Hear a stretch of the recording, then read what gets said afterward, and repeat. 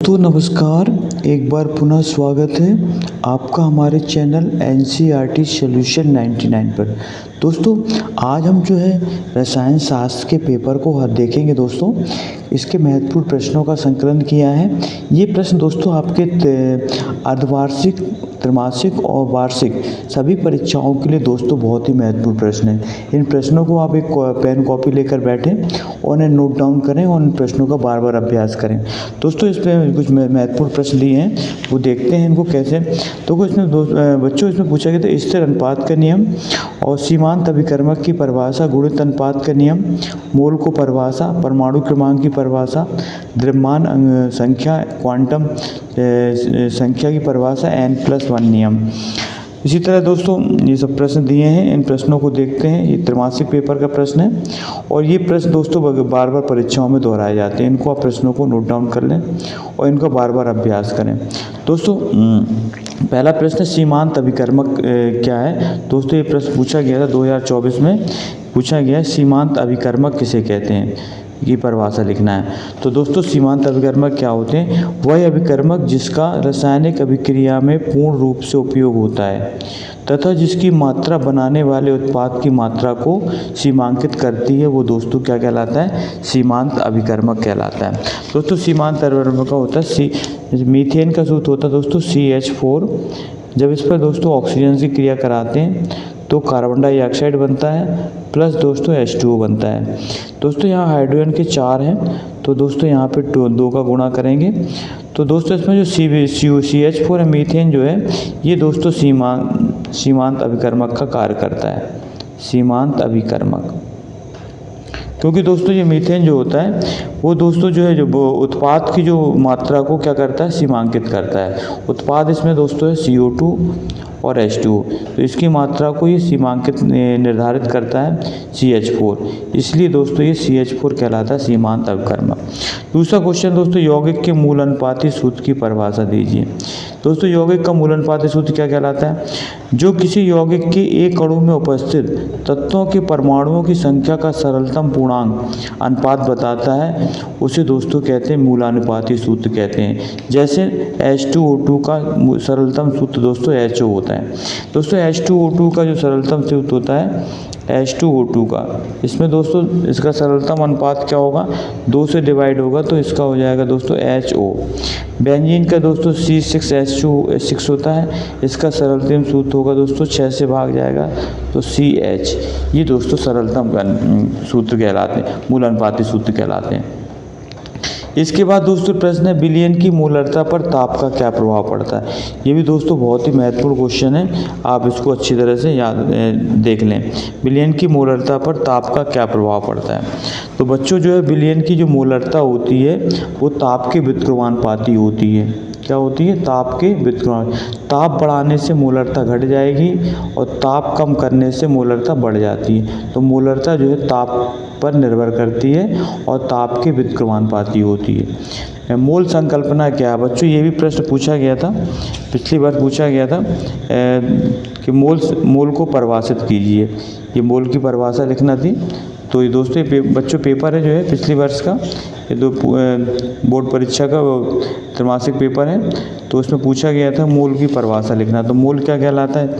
तो दोस्तों मोल एक संख्या है जिसका मान 6.022 × 10⁻23 होता है। यह सूक्ष्म कणों जैसे परमाणु, अणु, आयन आदि की संख्या को प्रदर्शित करने की एक इकाई है। तो दोस्तों एक मोल का मान होता है 6.022 × 10⁻23 होता है, इसे आप याद रख लें। इसके बाद परमाणु द्रव्यमान की मानक इकाई क्या है? तो दोस्तों कार्बन 12 के एक परमाणु के द्रव्यमान के 12वें भाग को परमाणु द्रव्यमान इकाई कहते हैं। कार्बन 12 के एक परमाणु के द्रव्यमान के 12वें भाग को परमाणु द्रव्यमान इकाई कहते हैं। इसका सूत्र होता है दोस्तों परमाणु द्रव्यमान इकाई का होता है 1/12 × कार्बन 12 के परमाणु का द्रव्यमान।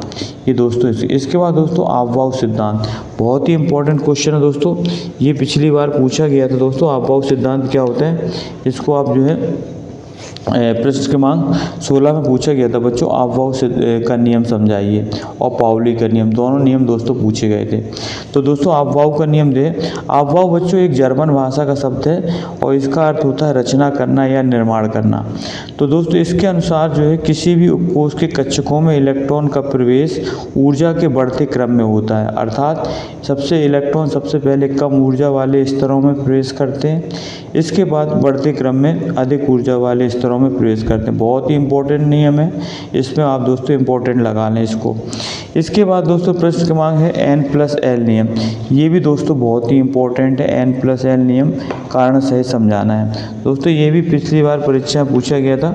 N+L नियम को समझाइए दोस्तों, पूछा गया था N+L नियम क्या है। प्रश्न क्रमांक 9 में N+L नियम लिखिए। तो दोस्तों N+L नियम, N है मुख्य क्वांटम संख्या और L है बच्चों द्विअंशी क्वांटम संख्या। इसमें इसके दोस्तों दो नियम हैं N+L के। इलेक्ट्रॉन उस कक्षक में पहले प्रवेश करता है जिसके लिए N+L का मान कम होता है। दूसरा है यदि 2 या 2 से अधिक कक्षकों के लिए N+L का मान समान हो। दोस्तों अगर दोनों का मान समान हो तो नया आने वाला इलेक्ट्रॉन उस कक्षक में प्रवेश करेगा जिसके लिए N का मान न्यूनतम होगा। दोस्तों जिसके लिए N का मान कम होगा उसमें जो है इलेक्ट्रॉन प्रवेश करेगा। ये था N+L नियम, बहुत ही IMP है, इसको इम्पोर्टेंट लगा लिए बच्चों, ये बार बार पूछा जाता है। प्रकाश विद्युत प्रभाव क्या है? जब किसी धातु पर प्रकाश डाला जाता है बच्चों तो उस धातु से इलेक्ट्रॉन क्या होते हैं, निकलने लगते हैं, जिसे प्रकाश इलेक्ट्रॉन या फोटो इलेक्ट्रॉन कहते हैं और इस घटना को प्रकाश विद्युत प्रभाव कहते हैं।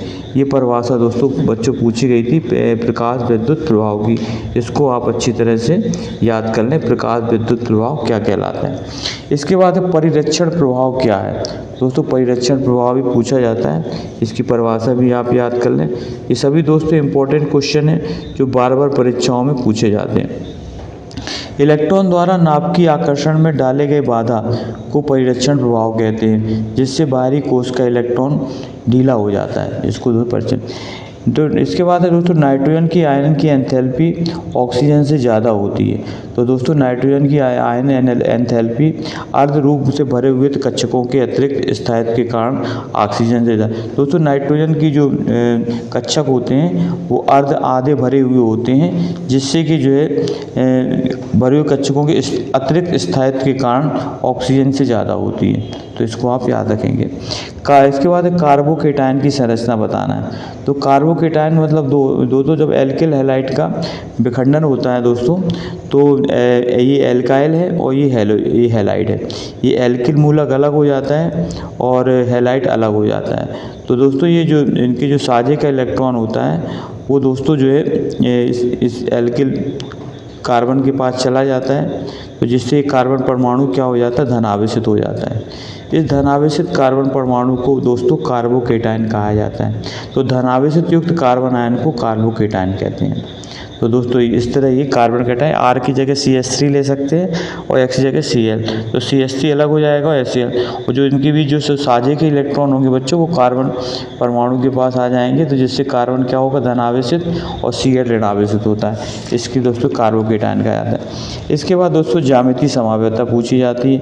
ये पूछी जाती है वह समावयवी जिसमें एक ही संरचनात्मक सूत्र होता है लेकिन द्विबंध की स्थानिक व्यवस्था भिन्न भिन्न होती है, इसे ज्यामितीय समावयवी कहा जाता है। पूछी जाती परिभाषा, जो द्विबंध होता है दोस्तों उसकी व्यवस्था अलग अलग हो जाती है।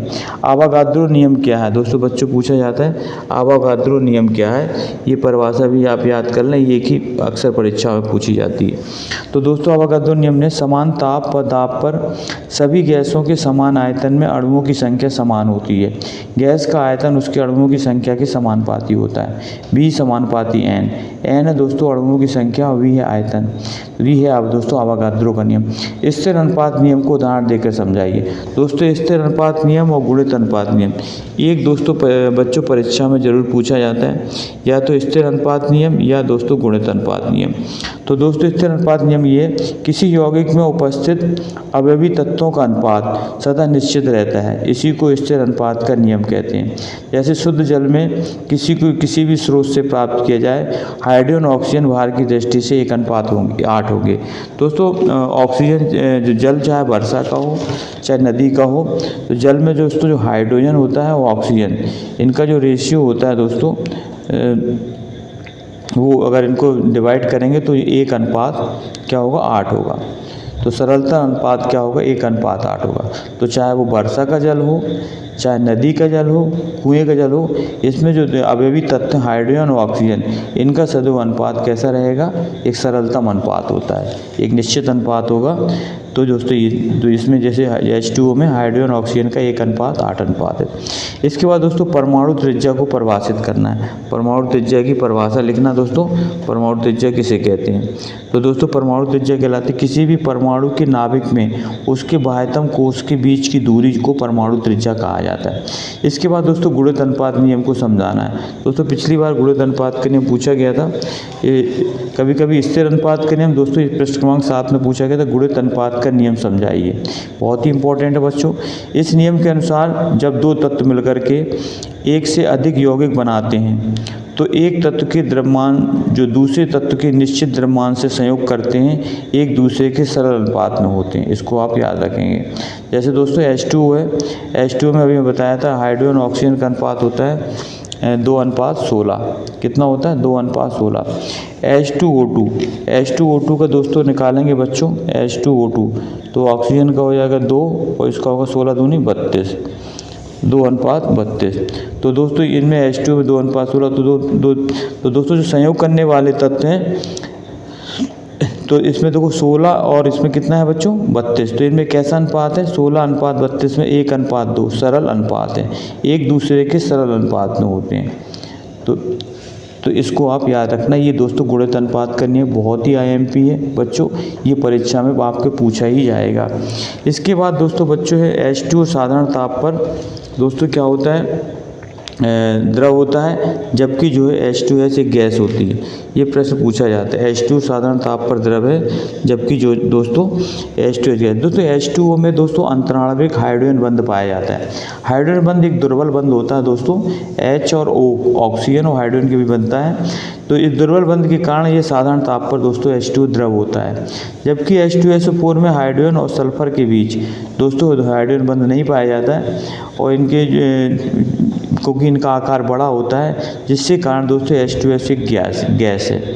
तो दोस्तों H2O एक द्रव है, जबकि H2S एक गैस है, क्योंकि H2O में हाइड्रोजन परमाणु की और ऑक्सीजन के बीच बंध पाया जाता है, हाइड्रोजन बंध। इसके बाद लासातेलिए का नियम है दोस्तों, ये भी पूछा जा सकता है। यदि किसी अभिक्रिया की साम्यावस्था पर उसके साम को निर्धारित करने वाले कारक ताप दाब या सांद्रता में परिवर्तन करें तो साम उस दिशा में विस्थापित होगा, जिससे इस कारक में होने वाले परिवर्तन का प्रभाव नष्ट हो जाता है। लुईस अम्ल किसे कहते हैं बच्चों, इसकी परिभाषा पूछी जाती है। लुईस अम्ल किसे कहते हैं, तो लुईस अम्ल की परिभाषा बच्चों देख लें। वे पदार्थ जो रासायनिक क्रिया में इलेक्ट्रॉन ग्रहण करते हैं उन्हें लुईस अम्ल कहते हैं, इसको आप याद कर लेंगे। लुईस क्षार किसे कहते हैं, वे पदार्थ जो रासायनिक अभिक्रिया में इलेक्ट्रॉन युग्म देते हैं, दाता का कार्य करते हैं, वो दोस्तों लुईस क्षार कहलाते हैं। इसको आप अच्छी तरह से याद कर लें, लुईस अम्ल और लुईस क्षार। दोस्तों इसका उदाहरण समझ लें आप, ये अमोनिया है N और इसके 3 हाइड्रोजन परमाणु जुड़े होते हैं NH से। दोस्तों अमोनिया के बाहरी कक्षा में 5 इलेक्ट्रॉन होते हैं, तो एक का साझा होता है, 2 इलेक्ट्रॉन बचते हैं।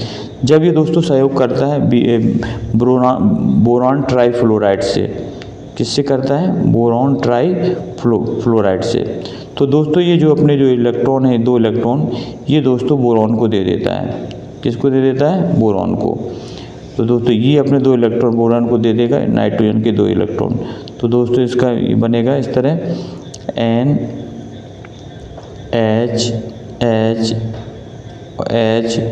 और दोस्तों ये इलेक्ट्रॉन यहाँ आ जाएंगे दोनों, इसके एक ऊपर H हो जाएगा और ये दोनों साझे के इलेक्ट्रॉन यहाँ आ जाएंगे और दोस्तों ये BF3 यहाँ हो जाएगा, BF एक F। तो दोस्तों ये जो अमोनिया है ये अपने 2 इलेक्ट्रॉन है जो वो दोस्तों बोरॉन को देता है।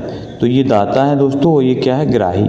तो दोस्तों जो देता है तो वो क्या कहलाता है, लुईस अम्ल। और दोस्तों ये लुईस क्षार है, और दोस्तों ये है लुईस अम्ल। तो अमोनिया क्या है, लुईस क्षार, और दोस्तों बोरॉन ट्राईफ्लोराइड BF3 ये दोस्तों है लुईस अम्ल। इसको आप अच्छी तरह से समझ लें और इसका दोस्तों चित्र भी देख लें। इसके बाद दोस्तों कुछ प्रश्न 3 पूछे गए, 3 नंबर प्रश्न वाले देखते हैं। एक ही वर्ग में उपस्थित तत्वों के भौतिक और रासायनिक गुण समान क्यों होते हैं, इसको देख लेना आप। NH3 और NF3 में किस अणु का द्विध्रुव आघूर्ण अधिक होता है और क्यों होता है। किसी वर्ग या आवर्त में परमाणु त्रिज्या किस प्रकार परिवर्तित होती है, इस परिवर्तन की व्याख्या आप किस प्रकार करेंगे। इसके बाद दोस्तों प्रेरणिक प्रभाव और इलेक्ट्रोमेरिक प्रभाव के अंतर लिखना है। संयुग्मी अम्ल और संयुग्मी क्षार की परिभाषा, सिग्मा और पाई बन के अंतर। बहुत ही IMP क्वेश्चन बच्चों, पर अक्सर परीक्षा में रिपीट होता है। सजातीय श्रेणी क्या कहते हैं दोस्तों, सजातीय श्रेणी याद करना है। सजातीय श्रेणी में दोस्तों क्या आता है, 2 कार्बन परमाणु के बीच CH2 का अंतर होता है। इसके बाद प्रेरणिक प्रभाव के समझाइए, इसके 3 उपयोग, 4 अंक की प्रश्न है बच्चों। इसके बाद है इलेक्ट्रोमेरिक प्रभाव क्या है, इसकी परिभाषा। क्रियात्मक समूह और क्रियात्मक समूह समावयवता और स्थान समावयवता का एक उदाहरण देकर समझाना है। इलेक्ट्रो स्नेही और नाभिक स्नेही अब क्या है, उदाहरण से समझाना है। इसके बाद दोस्तों ये प्रश्न क्रमांक 5वां 4 नंबर में हुंड का अधिकतम बहुलता का नियम और पाउली का वर्जन नियम। बच्चों ये प्रश्न पूछा गया था पिछली बार, और ये प्रश्न बार बार रिपीट होते हैं दोस्तों। तो दोस्तों इसमें दिया है, देखिए पाउली का वर्जन नियम ये पूछा गया था और पिछली बार जो है, और ये प्रश्न बार बार, कुछ प्रश्न ऐसे हैं दोस्तों जो बार बार रिपीट होते हैं। तो दोस्तों ये इसलिए आप इसको अच्छी तरह से देख लें दोस्तों। तो ये पूछा गया था कि वाव का नियम पूछा गया था, पाउली का वर्जन नियम। तो दोस्तों ये दिया हुंड का वर्जन नियम और पाउली का वर्जन नियम दोस्तों यही है, किसी भी उपकोषित कक्षकों में 2 इलेक्ट्रॉनों की चारों क्वांटम संख्या समान नहीं होती। तो दोस्तों ये पाउली का वर्जन नियम है। और हुंड का नियम में दोस्तों इलेक्ट्रॉनों का युग्मन तब तक नहीं होता जब तक कि प्रत्येक कक्षक में एक इलेक्ट्रॉन ना भर जाए। हाइजेनबर्ग की अनिश्चितता का नियम बताना दोस्तों ये, और इसका गणितीय रूप लिखना है, ये भी दोस्तों बहुत ही इंपॉर्टेंट क्वेश्चन है। पदार्थ की द्वितीय प्रकृति बताना है, और डी ब्रोगली का समीकरण भी सीखना है बच्चों, ये भी बहुत इंपॉर्टेंट है। कक्ष और कक्षक में अंतर दोस्तों, इसके बाद प्रश्न पूछा गया था 9वां कक्ष और कक्षक, ये भी दोस्तों कक्ष और कक्षक में अंतर दोस्तों प्रश्न पूछा गया था। कक्ष और कक्षक 16 प्रश्न क्रमांक 16 में, और दोस्तों ये 3 नंबर का प्रश्न था। और तो इसको अंतर याद रखना दोस्तों, कक्ष और कक्षक। कक्ष दोस्तों वो होते हैं जिसमें इलेक्ट्रॉन चक्कर लगाते हैं, और कक्षक वो होते हैं जहाँ इलेक्ट्रॉनों की पाए जाने की संभावना होती है। कक्ष में दोस्तों इलेक्ट्रॉनों की अधिकतम संख्या 2n² होती है, जबकि एक कक्षक में इलेक्ट्रॉनों की संख्या 2 होती है। तो दोस्तों और कक्षक दोस्तों कई प्रकार के होते हैं, S कक्षक, P कक्षक, D कक्षक, F कक्षक। तो दोस्तों इसमें अंतर जरूर याद कर लेना। समस्थानिक और संभारिक में अंतर दोस्तों पूछा जाता है। समस्थानिक वो कहलाते हैं जिनके परमाणु क्रमांक समान होते हैं और परमाणु भार भिन्न, जबकि संभारी वो होते हैं जिनके परमाणु भार समान और दोस्तों परमाणु क्रमांक 1 से होते हैं। तो ये दोस्तों अंतर था। इसके बाद दोस्तों कक्ष कक्षक में अंतर है तो देख लिया आपने। इसके बाद दोस्तों क्वांटम संख्या कितने प्रकार की होती है, इनके प्रकार बताना है। बहुत ही महत्वपूर्ण क्वेश्चन है बच्चों, इसको आप जरूर देखें। क्वांटम संख्या कितने प्रकार की होती है, कितने बताना। ये भी प्रश्न दोस्तों पूछा गया था क्वांटम संख्या से संबंधित, और ये प्रश्न दोस्तों अक्सर पूछा जाता है परीक्षाओं में। ये पूछा गया था बच्चों, क्वांटम संख्या को परिभाषित कीजिए। तो क्वांटम संख्या भी इलेक्ट्रॉन संख्या होती है जो इलेक्ट्रॉनों के कक्ष चक्रण और के बारे में बताती हैं। इलेक्ट्रॉन कोष, उपकोष, कक्षक और चक्रण की जानकारी देती हैं, वो दोस्तों क्वांटम संख्या बताती हैं जो इलेक्ट्रॉनों के कोष, उपकोष, कक्षक और चक्रण की जानकारी देती हैं। दोस्तों ये 4 प्रकार की होती हैं, मुख्य क्वांटम संख्या, द्विगंशी क्वांटम संख्या, चक्रण क्वांटम संख्या और चुंबकीय क्वांटम संख्या, ये दोस्तों इनकी। तो दोस्तों ये कुछ महत्वपूर्ण प्रश्न थे। दोस्तों अगर आपने हमारे चैनल को सब्सक्राइब नहीं किया है, प्लीज़ आप हमारे चैनल को सब्सक्राइब कर दें, और हम इसी तरह आपके लिए दोस्तों महत्वपूर्ण प्रश्न लेकर आते रहते हैं। आप इन प्रश्नों को एक पेन कॉपी लेकर नोट कर लें, और जो है आप कमेंट सेक्शन में अपनी प्रतिक्रिया अवश्य दें कि आपको ये क्वेश्चन कैसे लगे, और आप कमेंट्स में बताएं कि आप किस टॉपिक पर दोस्तों भी समझना चाहते हैं, कौन सा टॉपिक है, केमिस्ट्री, फिजिक्स। तो मैं बच्चों कोशिश करूँगा कि आपके लिए वो टॉपिक लाने के लिए। तो बच्चों हमें आशा है कि आपके लिए प्रश्नोत्तरी पसंद आई होगी। आप इनको प्रश्नों को नोट डाउन कर लें और इनको बार बार अभ्यास करें, क्योंकि बच्चों यही प्रश्न त्रैमासिक, अर्धवार्षिक और वार्षिक परीक्षाओं में बच्चों बार बार पूछे जाते हैं। तो बच्चों आपका दिन शुभ हो। जय हिंद, जय भारत, वंदे मातरम बच्चों।